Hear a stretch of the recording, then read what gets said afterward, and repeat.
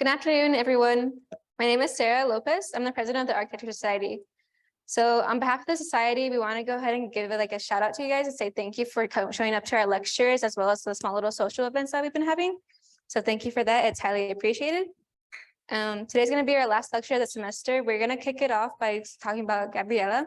She's going to show us the how, like more or less how the oppression uses how the oppression builds our community, builds over community from oh my god, from community advocacy. I'm so sorry. Yeah, but this is gonna be our last lecture. We're gonna have a little bit more lectures next semester, so stay tuned. But thank you guys for showing up. We really appreciate it.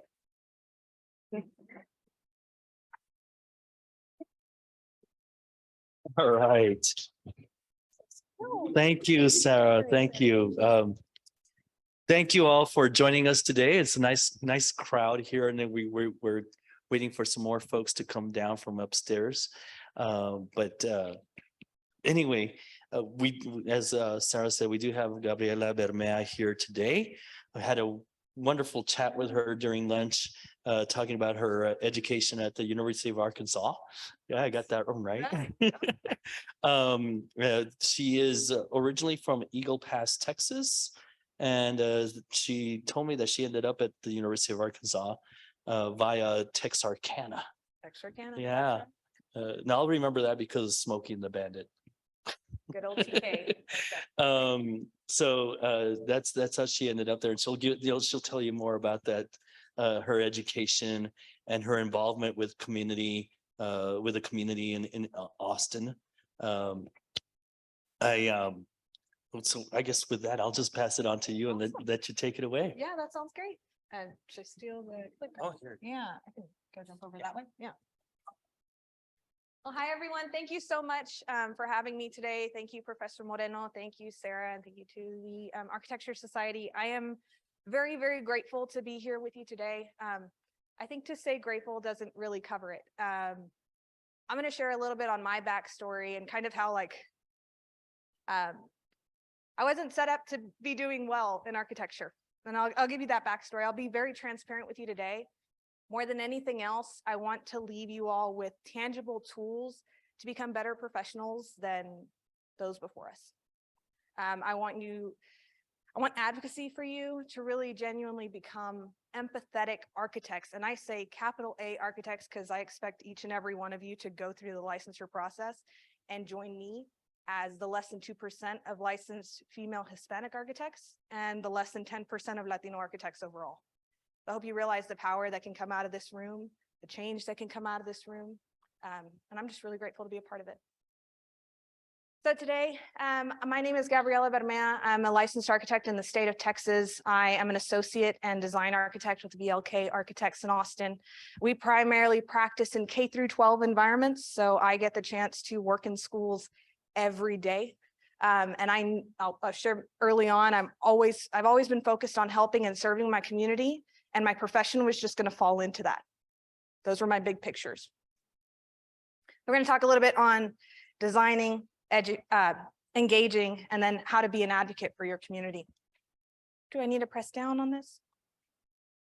Sorry, I may need to try it out again. No, I think so. Are you going to be clicker? Thanks, Professor Moreno. Thank you.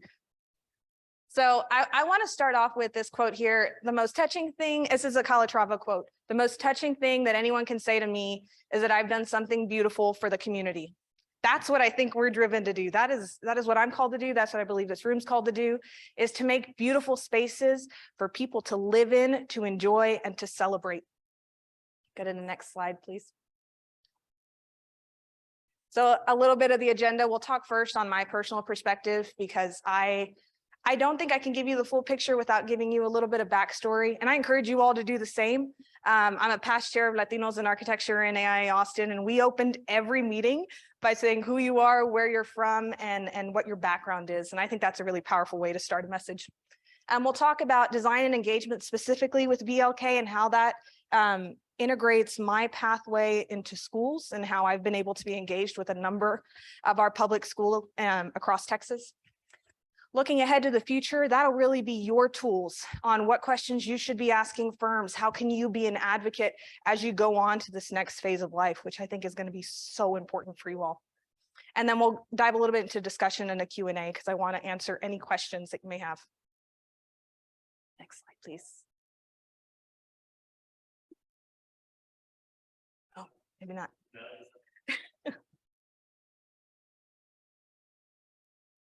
There you go.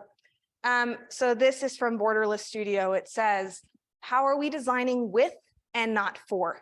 I think this quote is so impactful because even, my experience as a Latina growing up in South Texas is not the same as yours, right? And it's not going to be the same as the community in North rural Austin or as the community in South San Antonio.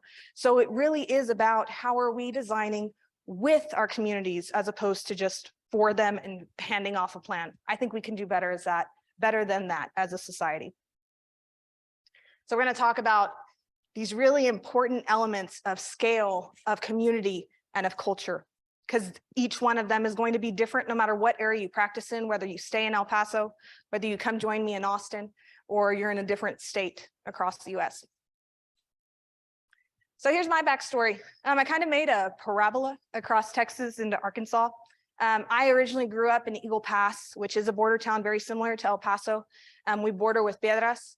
I had a number of memories growing up as a kid, crossing the border for medicine, for food, you name it, right? My place for architecture, if I even can call it that, was San Antonio.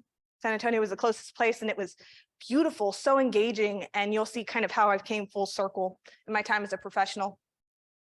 From Eagle Pass, we moved up to Texarkana, like Professor Moreno mentioned. That was my chance to really see a different culture moving into the Northeast area of Texas and exposed me to the University of Arkansas, Fayetteville, what we'll talk about here shortly. And then brought me all the way back to Austin, to our state capital, because I knew deep down in my heart who I am and where I wanted to be, and that's serving our state. This is Ramon and Maria Bermea. They are my grandparents. The space you see behind you is very humble, but that space is where I saw people celebrate. I saw people mourn. I saw people laugh.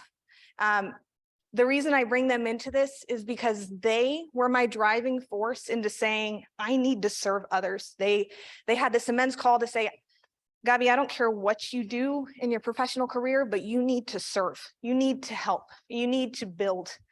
And from that, I was really able to have some really incredible mentors as I went on to say, architecture may be the place for you, because I was really driven on how we can create emotion, how we can invoke a feeling out of a space, which is why I want to do this profession. But they're important to bring here because celebrating community spaces can happen in spaces as humble as this and as large as this beautiful facility that you have today. The people make the space. We saw often when we would go to Eagle Pass, we'd drive up to Charlotte and then go up to San Antonio. San Antonio was where the best food was. Let me say that food was delicious. It still is. But it's where I saw vibrancy and culture, and we saw music, and we saw just this beautiful landscape of areas that went beyond just buildings, but it really talked about the public space in general and the impact that can come from just open plazas, engaged plazas. From that, like I said, I went to the school at the University of Arkansas, and if I can have a completely vulnerable moment with you all, I went from being really, really strong in high school, one of the top of my class. I had a professor who said, I think architecture would be great for you. I had an understanding that, yes, we can create emotion and we can create stories out of a place. But going from the story of saying, I want to help and serve others, to a design education that is completely focused on hand sketching and scales and proportion, I felt like a fish out of water. I was told my first year, you probably shouldn't do this. I don't think this is the right career for you. I think you can go into public service and choose something else.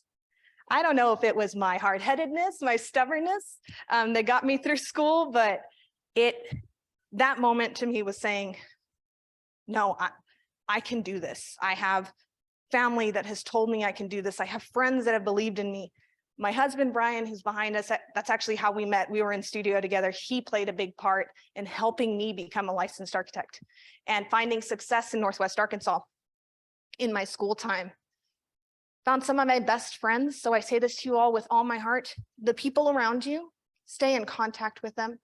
You're going to be arm in arm going through licensure as friends, as community members. Really, it's all about the people around you right now. That took me from University of Arkansas in my third year. The picture finally came together when I got an internship and worked in Austin, Texas. I had the great privilege of working in a K-12 firm where I was really early on engaged in the community. They said, Gabby, we want you in a community meeting. We want you to hear what our stakeholders are saying. Our stakeholders, the 5-year-old kindergarten students, the 10-year-old fourth grader. Talk about impact. When you hear something as humble as, I just want a space better than what I have today. I just don't want to be in a portable building. Think about how much better we can give than that. That immediately said, I need to be doing schools the rest can. And that is what I have the privilege to do every day. In the city of Austin, I get to work with a number of our clients across Texas, from DFW to Houston to Austin to San Antonio. And we ask, what's the full picture? And I don't think I'm there yet. I think we're still building that. If I can be honest with you, we're still trying to define who I am as a professional. But what I've found is the same Bermea household in Charlotte is the heart that I get to bring into things like the AIA Austin board and the past chair of Latinos in architecture and the current chair for our EDI committee at the state level. I think you all have just as strong and compelling of a story to join me in those areas. And then the newest part of it has been, yes, we're designing spaces, but how are we advocating? How are we becoming philanthropists? How are we giving away what we get from our districts? And I've had the opportunity to join our education foundation in Pflugerville, which is mine and Brian's home city. That is our home base. And what that is I have joined a board of 30 professionals across Austin to raise money for public education students in the city of Pflugerville. Thank you. So what are the main focuses? What do we have to do as professionals? We must collaborate. I applaud you for the environment. Professor Moreno, the professors here who have created this studio culture that's open about asking questions with each other. Those of you all who showed me your projects, great job, because I don't know that I would have had the courage to do that at first and second year, because I was very much more withheld, right? And just the charisma and the presence that you have in the studio, I really have to applaud you with. You're in that collaboration zone 100%. We must innovate. We are going to be in a different time than those who came before us. Or as we go into practice, we're in rising costs of living and rising costs for our school districts and rising costs for our public projects. So how are we going to innovate and work more collaboratively with our different stakeholders? And then we need to imagine a better solution. I think each of our voices that come forward can bring forward a new perspective that we can design with our communities and give them new insight. So I want to talk a little bit about our design process at VLK on how we go through what's called our launch process, our community engaged design. And ask yourself as you go through your processes. And I thank you for coming, because I know we're the Friday before Thanksgiving and I know you have 3 weeks to final reviews. So way to go, y'all. I hope I can give you little things that can help you tie up your projects. How are you building inclusive practices when you bring in your community? That's my question for you all today. So first, I'm going to take you to San Antonio, Texas, which is actually a project that's really near and dear to my heart. It's an existing site in a community. We're going to look at a 100-year-old facility that is in South San Antonio. So here on this area of the site is our 100-year-old building. There were additions that came in 2001 and the 1956 building here. What's really interesting about this building is when we came into our community engaged process, we had parents bringing us pictures of their parents who had attended the school and their grandparents who had attended the school. I mean, how often do you think about schools in the fact that they affect generations. So in doing that work, you're thinking not only about the student who will walk in there day one, you're thinking about the student who will walk in there year 50, year 60. How are they going to experience the space? How can they truly be flexible in the areas? Here's some imagery of our community engaged process. Funny backstory on this. This happened about 1.5 years ago today, right? I was on camera for that because I had broken my leg at a client meeting. What, about 2 months before that, Brian? Yeah, I was couch bound, but I was walking around this way asking questions. Someone had me on a phone. They were zooming me in so I could ask the questions. But what was awesome about this is that's where we got those photos. You see that guy right there who's, oh wait, which one? This one? Oh, no, my clicker's not working. Well, there's someone there on the phone. He had me in there. No, you're fine. That guy right there had me on the camera, so I was listening into all the presentations. Part of our launch process is we bring a number of programmatic needs. So the same way I saw those program diagrams, we're offering a smaller scale of that to our community members. They help us build in a design charrette. We mostly hear what are the things that will make this building ideal for San Antonio ISD, for this community. And what we heard from that was we need space where our students can be celebrated, where they can learn, where they can play, and where they can perform. Professor, I don't know if you could go one more. The reason they could perform is because they're one of the only school districts in Texas that has a mariachi band at the elementary school level. They have an in-district charter, which means they get additional funds in order to be able to do so. These are the things that I'm talking about that say, I need to be doing this work. I need to serve this community in whatever way that I possibly can. And that goes for every client, but this one especially. When you see a second grader playing, a trumpet, you're like, yes, I have to do everything that I can to make your experience enjoyable. We continued that process on to design development, bringing the school district administration, bringing in the principals, bringing in the teachers, the music teachers, the art teachers, the science teachers, to come into these conversations because we don't believe design happens in a vacuum. You need to have that stakeholder engagement throughout the process. Here are some renderings of that existing condition. And you'll notice I'm trying to find the clicker, in that first condition there, they have this beautiful 100-year-old oak tree. I mean, it's phenomenal. And the students today are having performances there. So we said, how can we amplify that existing area by adding a performance space that happens both interior and exterior? So we have this large front porch. We were inspired by the houses that are across the street where everyone met on each other's front porches. And I couldn't help but think about my grandparents in that process, where that's where we met, right? We met under the shade structure. Anywhere that the sun wasn't coming out, you could find people there, right? You could find Bermeas there. We were going to be there having a party. And we saw that same reflection here in the South San Antonio community. They had also requested, we have these, we're currently having Flocorico programs happening on the pavement outside. So you can kind of see that existing condition here. I don't know that this is showing across there.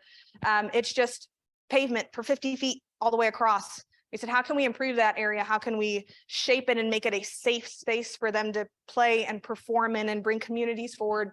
So we brought in outdoor furniture. There's a library just north of this. We brought in the school's colors into different aspects of the glazing design, right? While being respectful of the existing proportions and preservation that needed to happen in that 100-year-old building.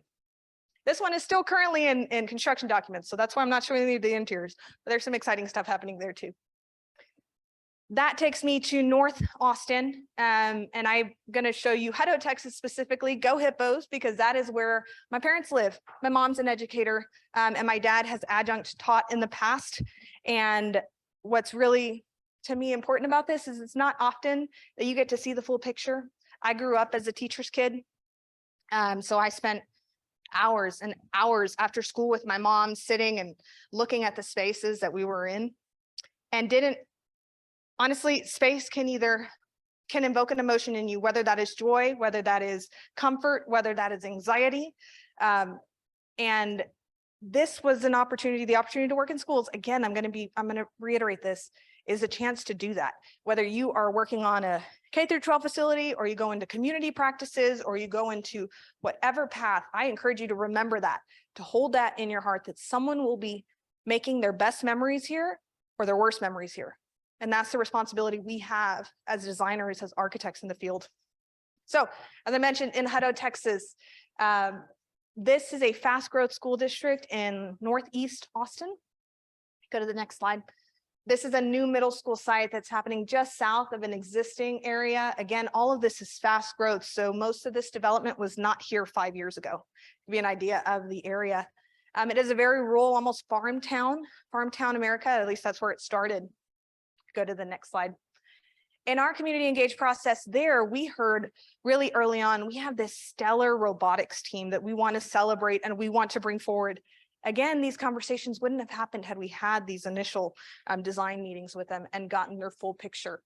We have everyone from the student who will be there in 10 years, right? We had students as young as 6, 7 years old. And then of course we had the teachers, the educators, the parents involved there, the district administrators. Because think about it, your students are going to go through and they're going to continue going on. Your teachers are going to experience that space every day for a career's worth, right? If they decide to stay in that area. So we have a responsibility to them just as much as we do to the student to have an enjoyable and just fun experience in their space. Here's that robotics team, that state champion robotics team. That really they're very successful in this. So we asked ourselves as the design team, how can we create spaces that will allow them to perform at this large scale, right? Currently, they're basically finding space wherever they can, whether that's in a gym or in a cafeteria area. What was interesting about this is we as VLK have projects all across the state. We actually have a few in Socorro ISD, not far from here. We had the chance to take the Hutto ISD admin to visit different sites across Texas. This specifically is the Allen STEAM Center in Allen ISD. Their entire focus was to have these open and flexible labs that can grow as technology grows. So we were challenged with how can we show them the same scales and the same scapes. We continued with them as well all throughout with district administrators, with students and with teachers to ask, what are your specific space needs? When I say we go, actually, a couple days before this was doing this with a high school project, we go through space by space and ask, what are the needs you have here? What are the power needs? What are the space needs? What are the storage needs? And I'm gonna let y'all know, if anyone joins me in education, always need more storage, okay? Teachers always need more storage. And this is the chance where we get to really have those one-on-one conversations with them and we grow relationships with them throughout. So this, again, the Hutto projects happened in the middle of or as we were coming out of the pandemic lightly, right? Because we're kind of still in it now. We heard, again, the focus on, we need a space where our robotics can be celebrated. We need a space where we can flex out to the exterior. We don't know what this facility will be. We know it will be a middle school, but what is education going to look like 50 years from now? So we were really challenged with having an exterior courtyard design where students could be celebrated, where students could perform, where students could act, and then of course, compete. Go to the next slide.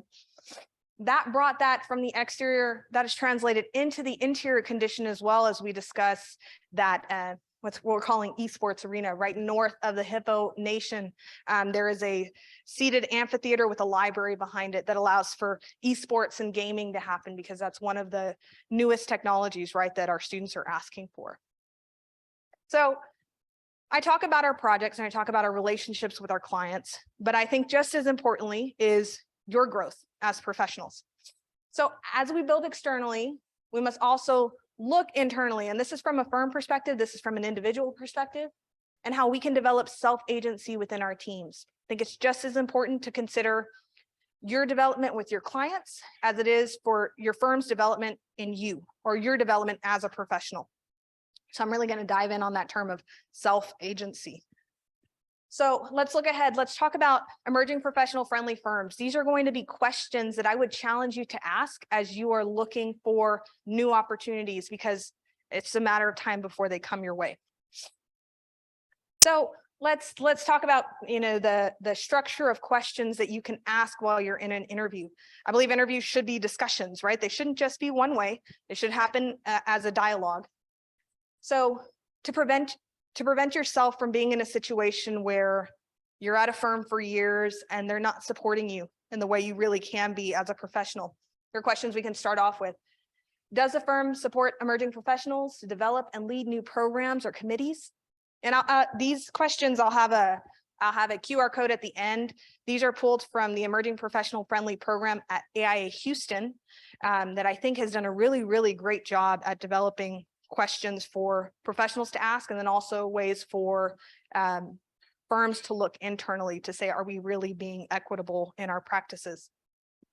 Does a firm consider the structure of its leadership to be diverse and representative of a cross-section of its employees?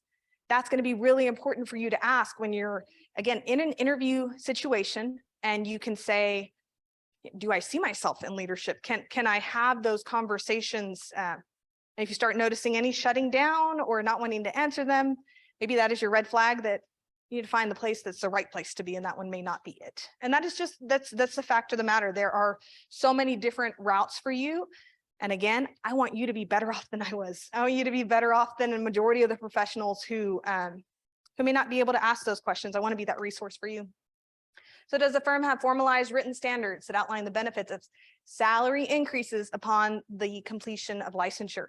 These are really, really important. They may not feel as important now, but when you complete your license, I can guarantee you that's going to be an important question for you as you go forward. You want to know what's the value placed on licensure, which I can tell you it's very high. We talk about representation and licensure. That is so impactful, if anything else, for the level of respect that comes with being a licensed architect. There are questions you should consider. Next, does a firm provide or own any ARE 5.0 preparation study materials?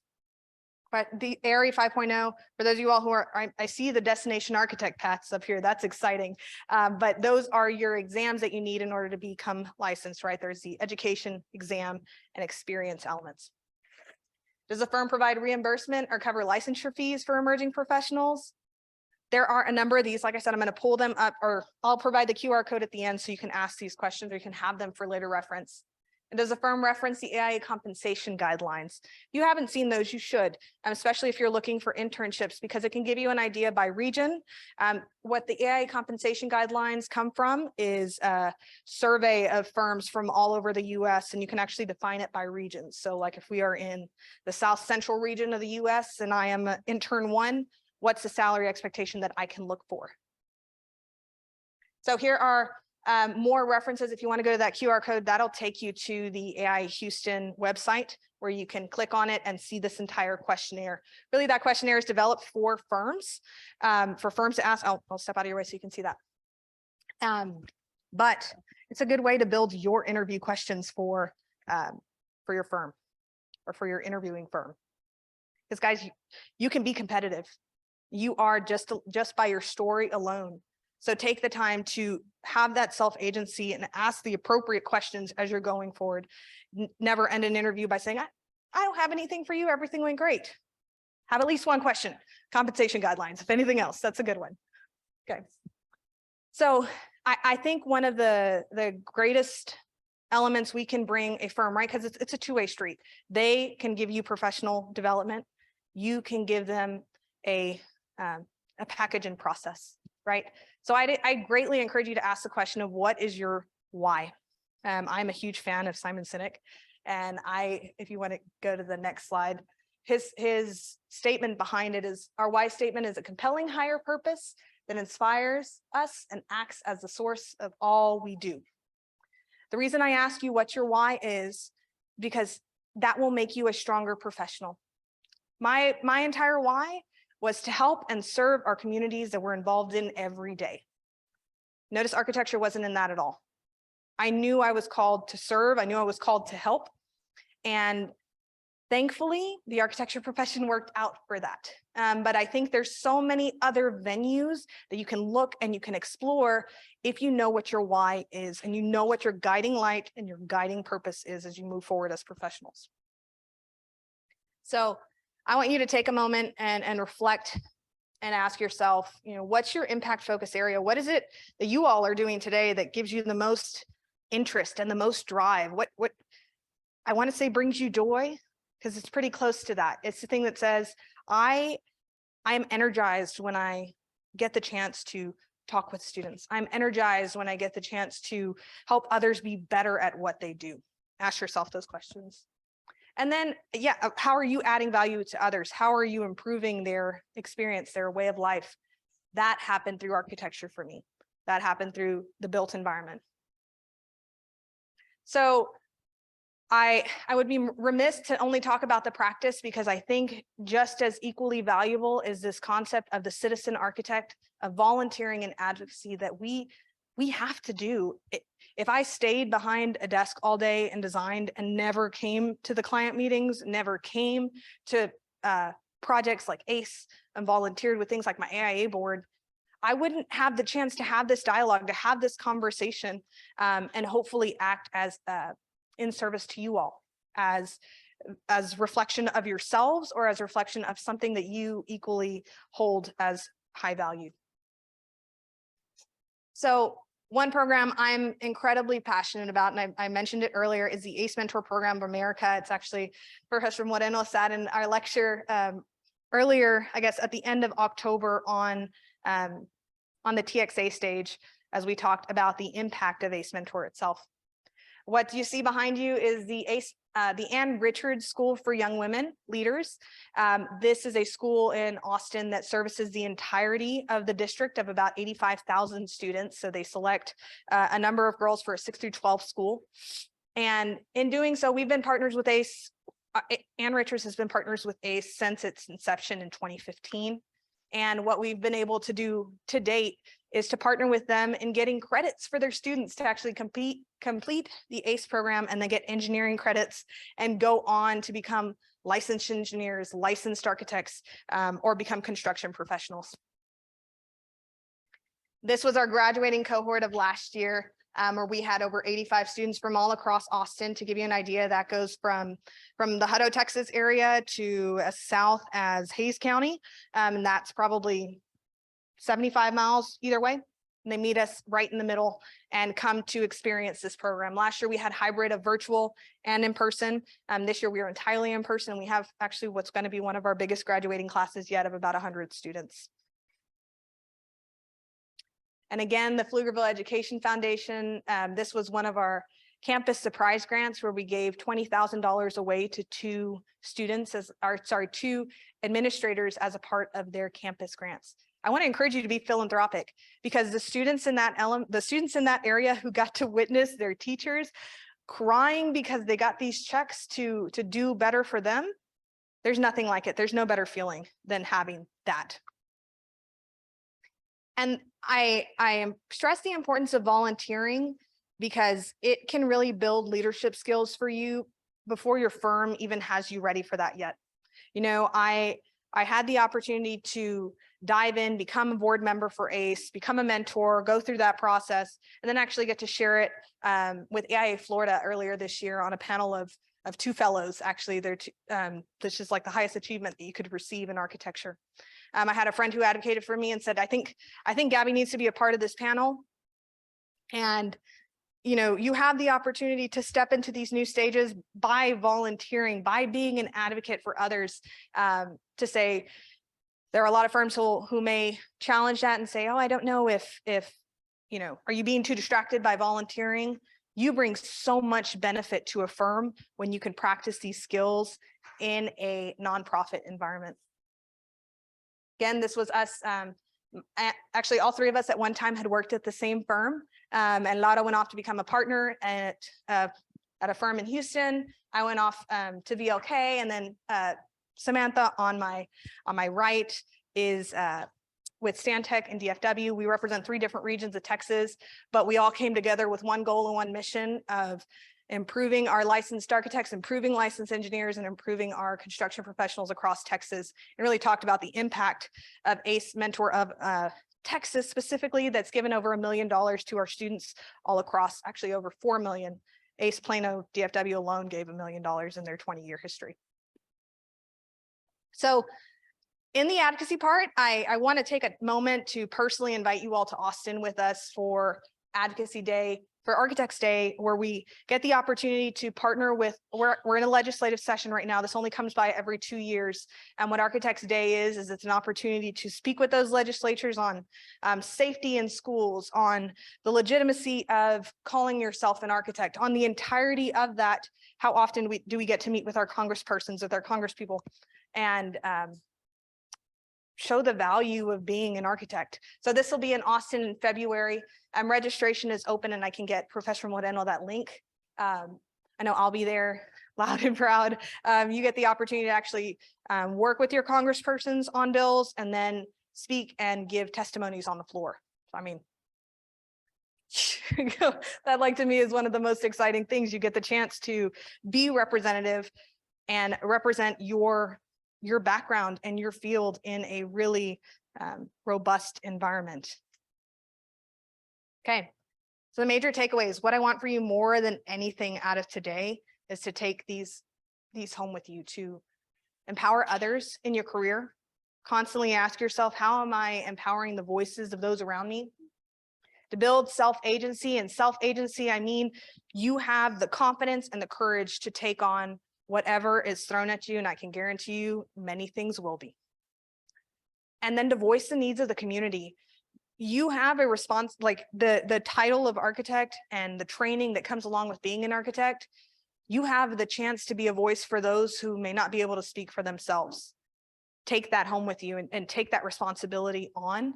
Let that be your guiding light when you've got studio due at, you're in studio at 3 o'clock in the morning and you're trying to work through a drawing. Remember, I'm not doing this for me. I'm doing this for the community that I'm going to serve right as soon as I step out of this door. Okay.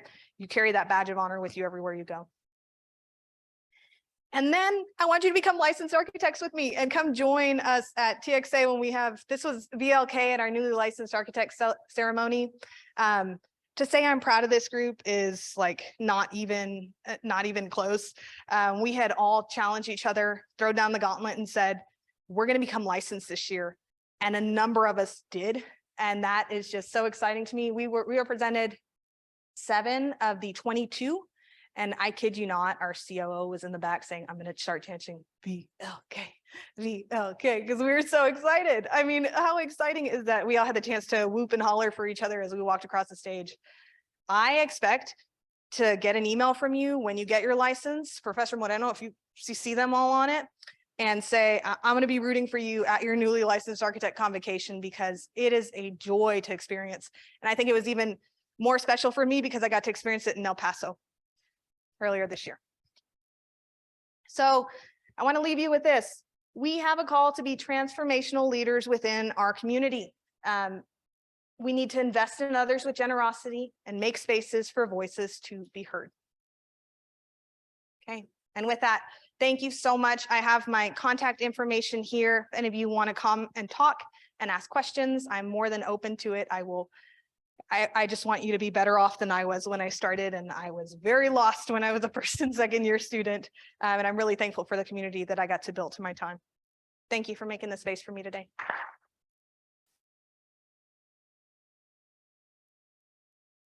Thank you, Gabriela. Thank you very much. That is very helpful. Do you, the students, have any questions? I'll get to, if you, those of you in Zoom have any questions, please put it in the chat. I think that would be easier for us. And then I promise I'll get to your question. But anybody here have any questions? Yes, ma'am. That way you can figure it out. Okay, oops, I've never spoken. Yes, I hate. This is my 5 minutes of fame. Please, you're doing awesome. No, I just realized that you're a lead certified, Yes. or it's not certified, it's Accredited. accredited. Yes. So how often do you do something with it? And So- what do you do? So What is I've this? had a number of, what I've found more and more, especially in the larger districts, they require lead certified programs. It's normally in what's called their education specifications. If you do any public work or you're working with universities, a lot of times there's a minimum of a lead silver.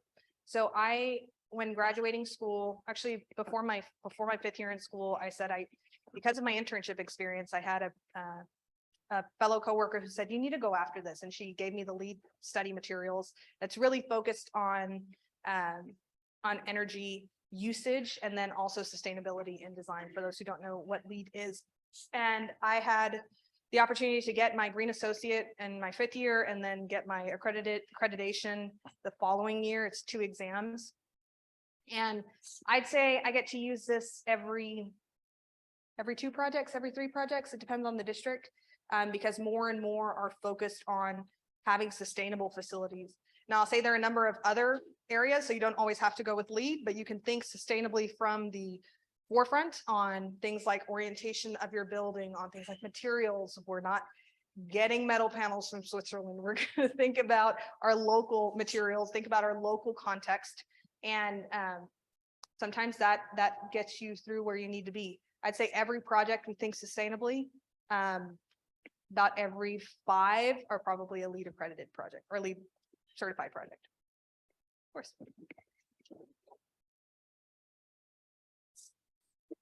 What's the biggest issue or like problem that you find when creating schools in general? Mhm. And the second one is like more specific, like what's the project that you've struggled with the most? Okay, great questions.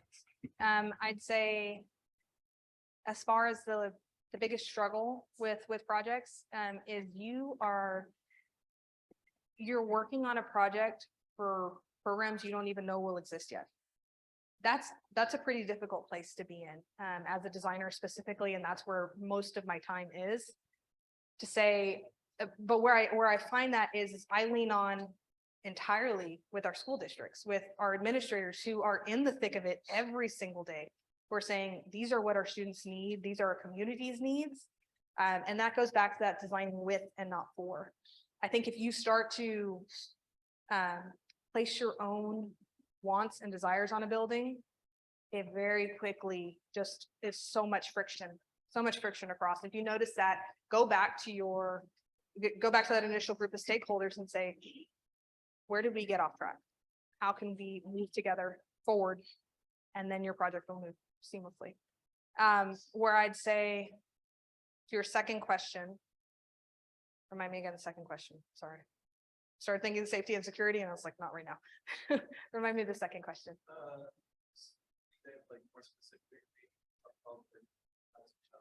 So I'd say not a problem, but like the Studio 3 project, we have a project that has some pretty significant terrain that I'm going through right now.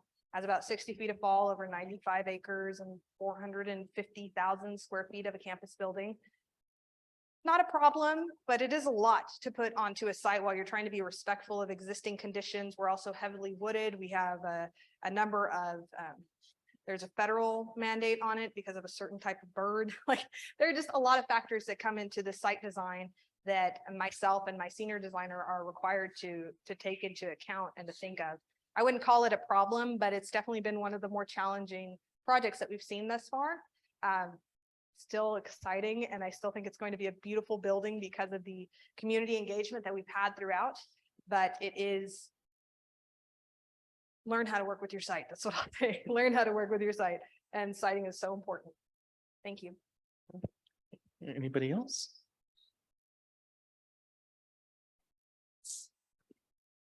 So I've seen that VLK not necessarily just works in Austin, but like Yes. other schools is like that. Mhm. So how do you involve the community? Like, for example, I've seen some projects that you've done here in El Paso. Yes. How does that process work, or is it similar, or do you guys travel? Or how So does it work? I'm glad you asked that. We have a really strong develop mentor program, which I think is also another question you need to be asking your firm. Do they have mentor programs? And my mentor specifically got to work on the Socorro ISD projects that are here in El Paso. And when he talks about the amount of trips he had, he's like, I was here almost every other week for a good time. Made friends with the airport staff. I'll say that. He's just like, we're gonna be great here. We come to the locations, whether that is in Socorro ISD or it's in Pecos, Barstow, Toya, PBT out in the north of Abilene. We come to you because more than anything else, to ask someone to come out of their way and meet us somewhere in the middle is just, you don't get the full picture that way. So it's a lot of traveling. It's a lot of traveling on my end. I'll say I put a lot of miles on my Buick, a lot of miles. But even in coming to Socorro, coming to the El Paso area, we did that same launch process and worked on Hanks Middle School that's there in that school district, along with a few others. It's the same community engaged design process, except we're bringing a lot more with us on the airplane than just ourselves. We bring these large boards, we get a number of tapes. We normally have it shipped to the school district and they have it before we get there. But we try to, every school district gets the same treatment. And because we need to understand in this that we're challenged with finding the district's needs, and not every district is going to look the same. Design wise, each one should be respective of the area and the context that it's in and the people that it represents. Anybody else? All right. Oh, I'm sorry. Hi, thank you for the lecture. I kind of wanted to ask, you mentioned like how that struggle is between like maybe what you have intended for the project in design, and then like when it comes to like what the actual shareholders wants or whoever is in charge of the project. I was wondering when it comes to schools, like considering, which I think is great, like you guys take into account like the students' thoughts and the parents' thoughts and the board thoughts and whoever like is on top, like actually in the school, like how are you able to manage all those perspectives coming in, and how would that be, or like in your experience, what would be the best way to kind of balance everything out? I think it comes a lot down to transparency, to having as transparent of a process as possible. We'll start with the school district administrators to get a better idea of what exactly it is their grand vision is. And we have an educational planner on staff as well. And I'll shout out Ms. Kaprowski. She is she's a past school district administrator, and now she works as our educational planner. What vision she's been able to provide us, when we talk about education, it's an entirely different language, what our educators and what our teachers speak versus what we say in architecture. So what she does is she's our bridge for that, to say, what is it that they need space-wise? And her and I work very closely together to define what those terms are. In doing that, this process all kind of happens before that community engaged design area. So we as a team and the district as a team really preps the community to say, here's what's been predefined. And then we come and say, these are the parameters. We don't give a free for all, because then that will really start to let things get out of hand. But in giving those defined needs, and then also combining, I touched on the why. That why is always really important in the design process, because it's what brings the community back to say, we could get really tied up on details. We get really tied up on the fine-tuned things. But when it comes to our why are we building this facility? What is needed? What is the requirement? You really have the chance to bring everyone together on the same page. All right. Anybody else? I'll be more attentive. I promise. Yeah. Hello, thank you for the presentation. It was awesome. Thank you for coming. Have you worked with any private schools, or it's all been like public? It's all been publicly Okay. funded projects. And do you public think that would ICs. be any different with like, It is different. I'll say BLK, we do partner with our public education partners. And we've been very strong and taken a strong stance on that. With the nonprofit work, with ACE Mentor Program of America, with Association for Learning Environments, those are entirely focused on the student. And in that, we've had a number of charter school students and public school students become involved. But no, currently I haven't designed anything outside of public schools or partnered with anyone outside of public schools other than for ACE. And we have a number of public and charter school students who've done really well in the program. Right. That's it? Oh, okay.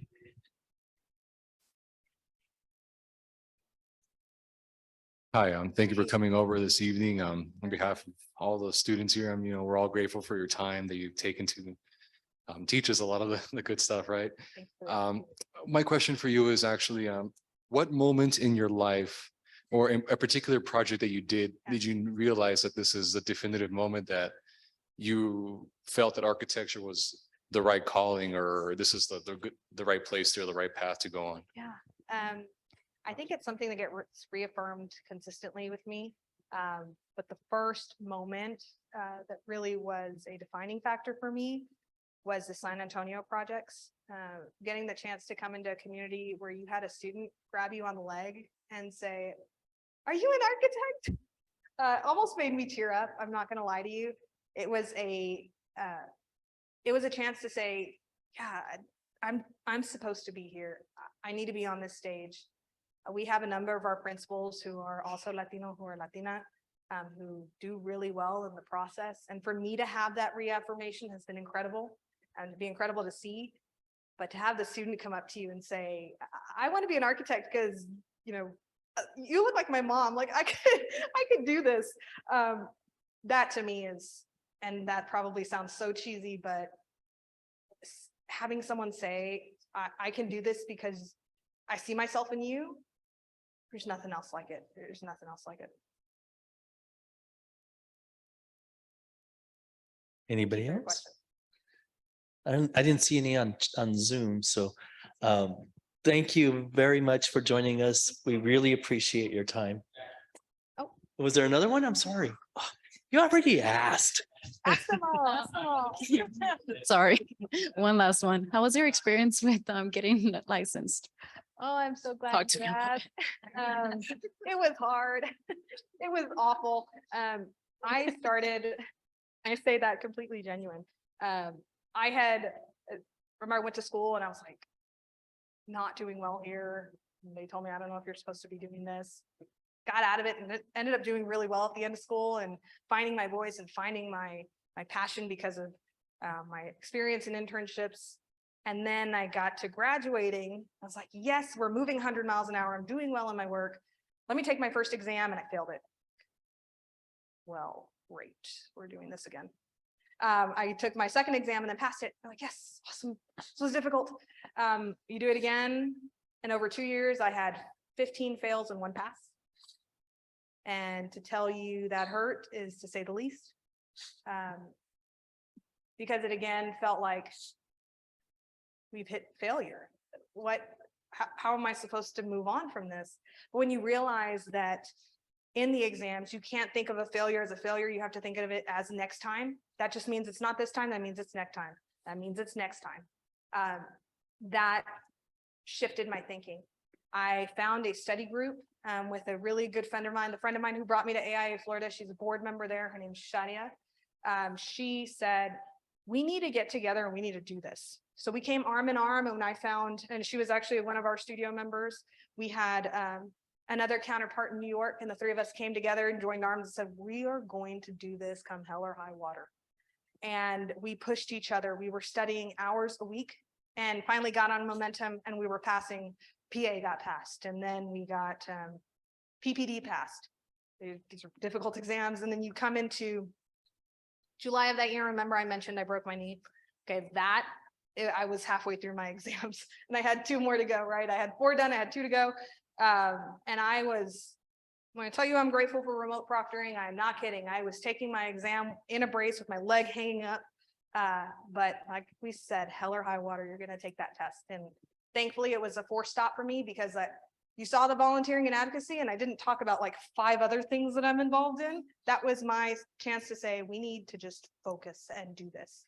And I pushed through my last 2 exams. So overall, I graduated in 18 and finished in October of 21. So it took 5 years of school and then 3 years post. It was hard, but you know what? Y'all are going to have a much easier process than I did. Hi, sorry, again. seconds. Something that I learned when TA convention was here is that like the program here at school, like over the few years since like the first generation around 2007, I think has like in terms of diversity and in terms of like its student population has grown. Like it's more 50-50 now, where before maybe it was like somewhere around maybe 13 male students and maybe like just 5 female students or Mhm. something like that. I was wondering if maybe you felt some of that shift during your professional world or even like educationally, like comparing how your education experience was to like right now or Yeah. yeah. It's funny because Brian and I were talking about that earlier because we came from a much different studio environment. I was so impressed by the collaboration that happens in the studio. There was people talking with each other, sharing their projects with one another. Some of you all showed your projects to me. That was incredible. We actually graduated with 50-50 as far as half female, half male. When you look at the AIA Equitable, they issued out, let's say the NCARB and NOMA baseline on belonging. That one actually talks about the recent number of licensed architects and then of graduates. We're at the 50-50 mark when it comes to graduating, which is incredible. It's awesome. That means we've really moved the needle. But then when you look at licensed architects and you see that only 17% are female, less than 2% are Latina female, less than 0.5% are African-American females, realize we still have a lot of work to do. And if any of you have questions on that, I'm the incoming chair for our Equity, Diversity, and Inclusion Committee at the state level with the TXA board. So if you have, we have all that stats and we want to push that off. But ask how we can support this group in the licensure process. If you look at Latinos overall, we're less than 10% of licensed architects. That's not okay. Sorry, it's not acceptable. We have a ways to go, but we need to empower each other and we need to have the right mentors, the right advocates as we go forward into these new adventures. So yes, we're doing really great in education. I'm hoping that, education is improving. That means that licensure will improve over time, but time's now. We need to get it done. All right.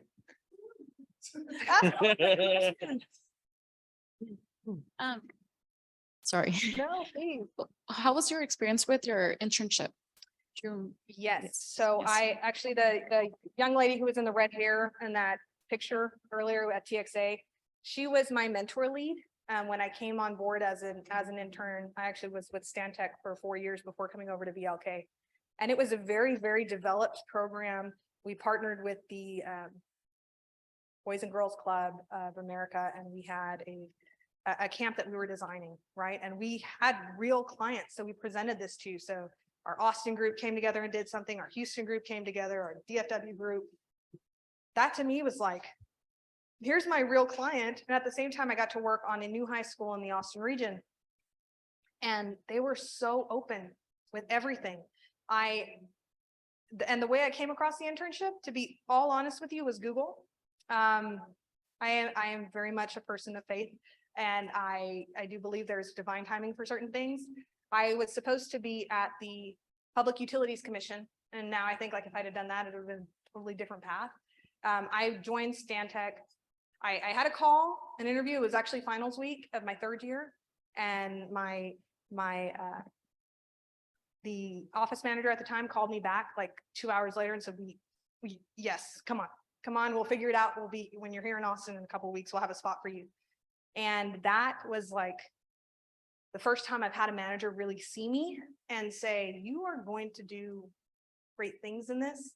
Find a mentor that does that for you. Find a mentor that says, I believe in you. And if no one else has, and I know that's not true because I know Professor Moreno has done that for you all. But I, as a professional, I believe in this group in here that great things are going to come from it. The dedication that I've seen just so far is outstanding. So I have high hopes and high expectations for you. And I want nothing but the best for you. You have my contact there. I want to know how I can support you as a professional. And if it's not directly through me, how can I plug you in with a network of other professionals like me and Professor Moreno were talking about earlier today, to support those needs and those efforts, no matter where you decide to go. Okay, all these questions keep I coming love up. Questions. No, they're fantastic. Do you ever feel like your creativity is killed in the sense that like maybe you create an awesome project, innovative and stuff, but then your client's like, I don't have the money for it, or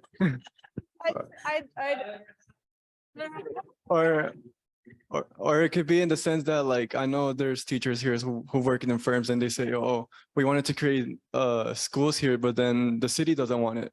Yeah. So then what do you do when, So I think part of that is having the humility sometimes to say that although I think it's the best, if I think it's the best and the community doesn't, is it really? And that comes to the, are we designing with and not for? Yes, you have those moments of like, oh, that could have been so cool. But I wouldn't call it creativity crushed. I'd call it maybe something you can take with you for the next opportunity. You get the chance to, and I think what's really great about design technology is you have the chance to walk your clients through things like Enscape models, to walk them through designs and prints and your creative process. A lot of times, and I actually heard this on a podcast earlier this week, is that the design won't always speak for itself. I think part of it too is us as designers have to be able to eloquently say why the decisions were made. And that delivery has a lot to do with whether or not they feel comfortable moving forward with it or not. Does your client trust you to take that leap of faith with you? And in order to build that trust, you have to first listen and listen intently and listen well. And a lot of times when that happens, you don't come across those hard times as much because you realize I'm a vessel for this district's vision. That's what I'm here for. And it may not look like the thing I'm going to design at another school district. And that's fine because that's how they're going to use it. And that's how they're going to be impacted by it. Sometimes. So the answer is sometimes. Okay. No more? All right. Okay. Gabriela, again, thank you Thank very you so much much. for joining us. I would like to thank Sarah and her team for making this possible because I wouldn't have been able to do this without their help. Give them a round of applause. Like to thank the faculty. So I'm not the only positive influence in here. We do have Professor Myers and Professor Munoz, Professor Lindstrom, and Muniz, who's somewhere out around here as well. So thank you all for supporting these lectures and attending them. And thank you all, both in Zoom and here, for attending it, because obviously this lecture would have not been as exciting as it is now without you all. I was expecting to, I'm not gonna lie. Like, it's Friday before Thanksgiving. Yeah. Good job, guys. So thank you for your dedication. Thank you for being here. And we will be here once again in February with our next lectures. And have a good evening. Thank you.